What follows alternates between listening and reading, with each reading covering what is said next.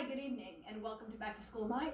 I'm Miss Vogel, and I met probably all of you at Meet the Teacher. Some of you might be a guardian or grandparent looking on, and welcome to Arrow Springs. So tonight we're going to talk a little bit about our day, what we do, a little bit about our social emotional curriculum, and a little bit about our pre-academic skills and what they're expected to learn this year. So we'll start with our social emotional program is called Conscious Discipline, and that is a program which helps kids to self-regulate.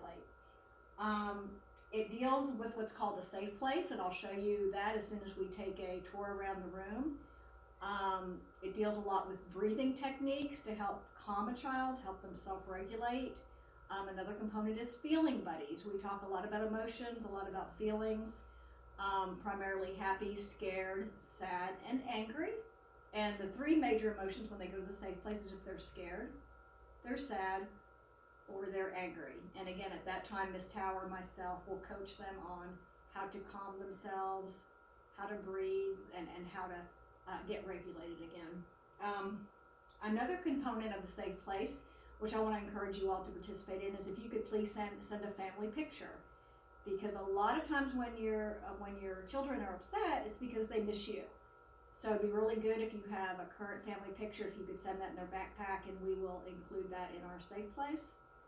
I know I emailed you last week, and I've been hearing some great feedback via email about using our big voice. We're teaching the kids that when they get into a conflict, the way we solve the problem is to be assertive, or for kids using that big voice. If a child takes a toy from them, for instance, they're taught to say, "Stop it. I don't like when you take my toy. Please give it back." So these are some skills. That's a big skill we'll be working on this year. So you'll be hearing more and more about the big voice and other social emotional skills as the year goes on.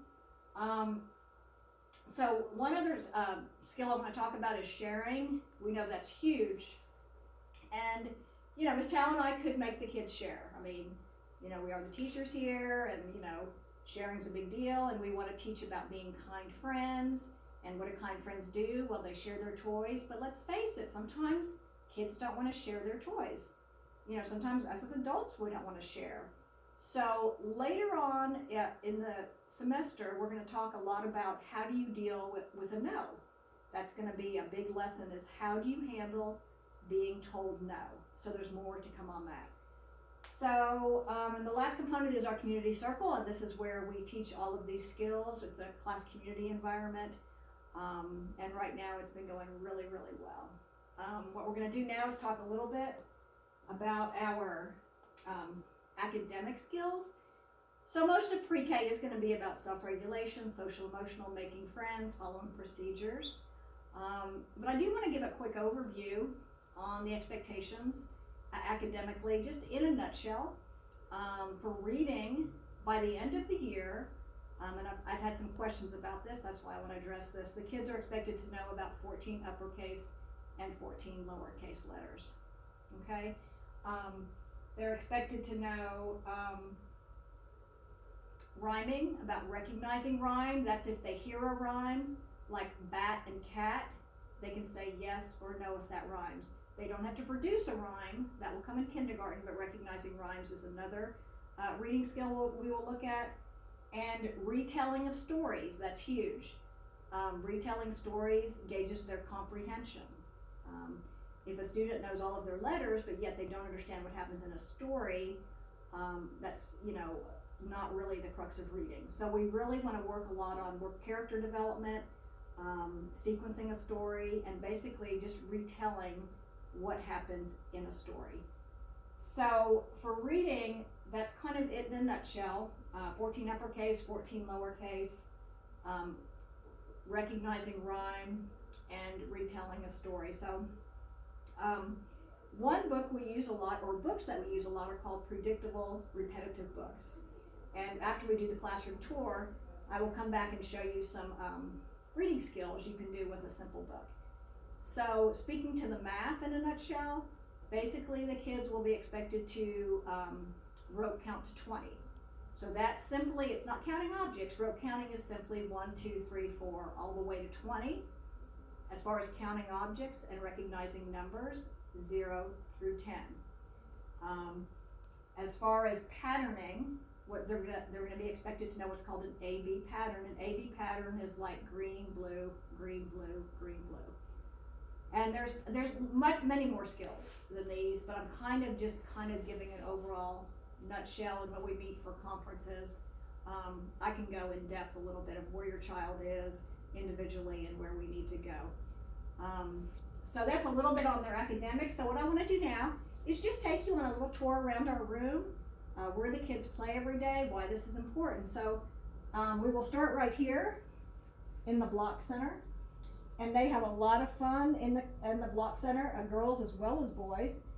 And again, this is where they work a lot of cooperative skills, problem solving, some pre-math skills if they're building a fort or they're building a house, and they have a long block, maybe how many shorter blocks do they need to equal that long block. So there's a lot of pre-math skills that go on here, and problem solving, and this is a class favorite right here. If we step over here, we're in our dramatic play, which is our housekeeping, and they love this center as well. This is where a lot of role playing takes place, where they get to be mommy, they get to be daddy. It teaches character traits, compassion, empathy as they're feeding the baby doll, as they're caring for each other in their family roles. So this is another favorite, is the housekeeping or the dramatic play. As the year goes on, we will have more dramatic play areas, so be waiting for those to come out. We'll have a doctor's office, we'll have a dentist office, we have a construction place, so several more to come. Now if we move down this way, this is our infamous safe place that we just spoke about. This is a very important component of our curriculum. This is our self-regulation center. This is where they're taught to star breathe, which is stop, take a deep breath, and relax. And also this is where we'll post your family pictures, so they can come over here and they can see that you're here with them in their picture, and we can help them to gather those self-regulation skills together. So this is a really important piece of our day. If we come right over here,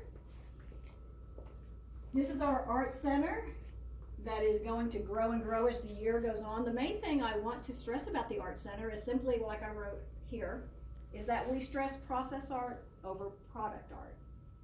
And the difference is, product art is when you see students all creating the same thing. Maybe they're all coloring a horse, or they're all creating some kind of Christmas project. But product art is every student's art piece looks the same. So that's product art. What we want to do in the ECCs is develop imagination, creativity, ask them to explore with the art media, and just be open-ended, be creative, create whatever you want, however you want to. It's your art, it's as individual as you are. So the process of art becomes more important than the finished product. So that's what we're going to stress this year in our art center.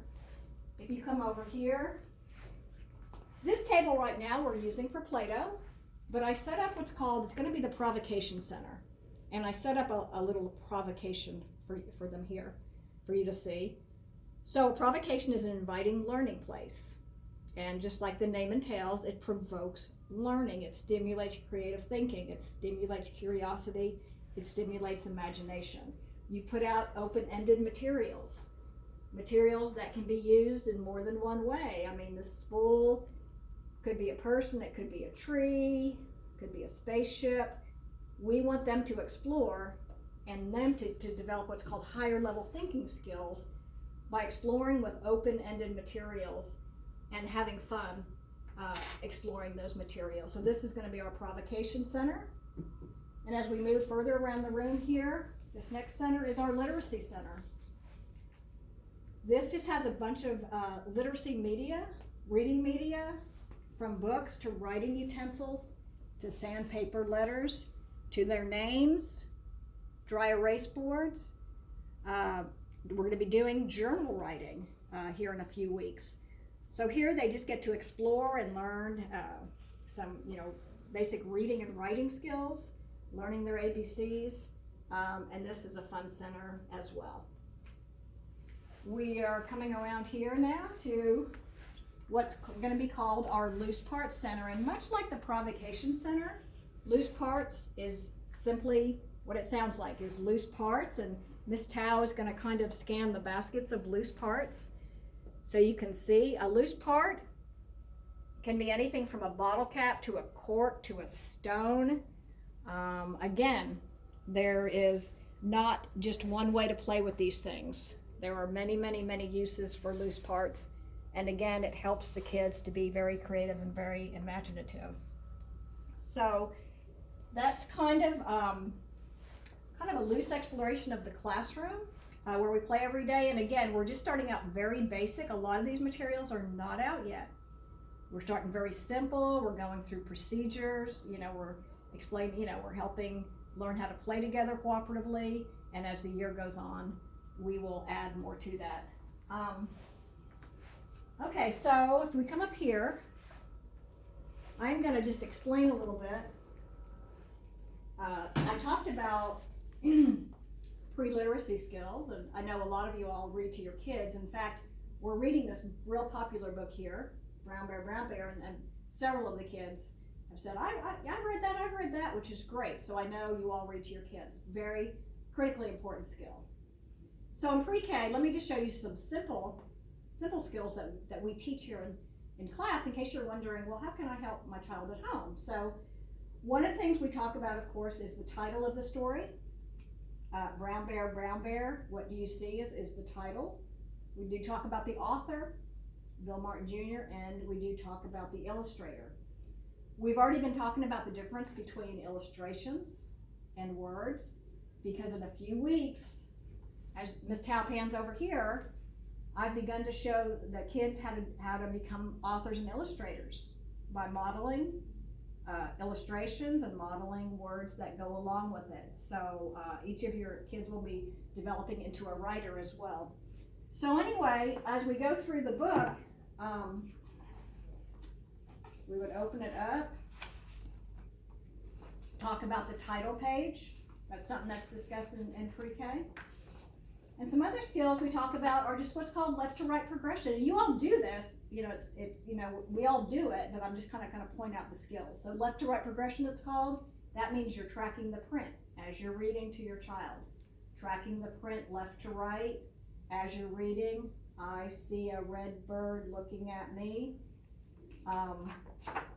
Again, red bird, what do you see? I see a yellow duck looking at me. So, so left to right progression, we talk about this is the front cover. We talk about this is the back cover. We talk about this is the spine. It holds the book together. Like I said, as you're reading too, just pull out the difference in the picture or the illustration to the words. And then, of course, depending on where your child is, and again, I'll give you more information during parent-teacher conferences, some of them might be beginning to learn the letters of the alphabet. Some might not even be there. Some might already know the letters of the alphabet. So there's a plethora of skills. One quick thing I'll say is if your child already knows the alphabet, if you've been working with them, like an example would be sight words, starting to build sight words. And again, this is ahead of pre-K, but I'm going to give an example. This book, many of you know, deals with colors of animals. So a cool way to teach sight words is write the colors on an index card.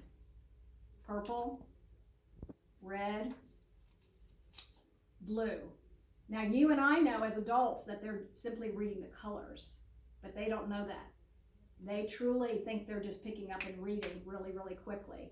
So that instills an important confidence for them. So once you've written all the color words and they get that, then you can transfer the words into black and write all the color words in black, because now they've basically memorized the word, and so that you can start building their color word vocabulary with that. So that's just a quick way for starting a sight word vocabulary. And again, I'll go over more pre-reading skills as the year goes on. So I think that kind of encapsulates our day. Again, we talked about the breathing, the safe place. We've talked about what we do in our centers, some of the academic skills. In a few minutes, we'll be having our Zoom meeting, so I'll be happy to answer any questions for you. And I did want to say too that Mrs. Tao is the co-teacher, and she's going to say hello to you, and then we will see you on the Zoom meeting. Hi, I'm Mrs. Tao, and I'm excited about this year.